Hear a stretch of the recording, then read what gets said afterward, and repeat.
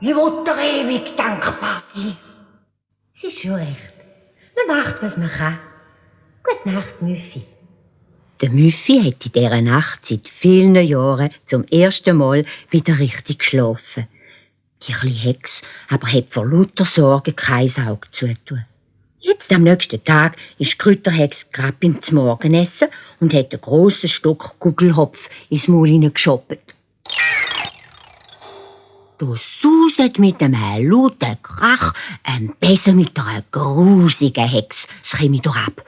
Es war die Oberhex persönlich, teuer wie ein Stecker, mit Elefantenohren und einer Nase doppelt so lang wie die von der Märta Berta. Das Schlimmste an der Oberhex aber sind ihre glühigen, roten Augen. Der Märta Berta ist vor Schrecken der Gugelhopf im Hals stecken geblieben. Wo ist die Zaubersalbe? Schreit die Oberhex. Warte, ich gebe dir sie grad. Hustet Märta Berta. Sie will die Salbe vom Brett abholen, aber der Topf ist fort. Hast du sie endlich? Schimpft die Oberhex.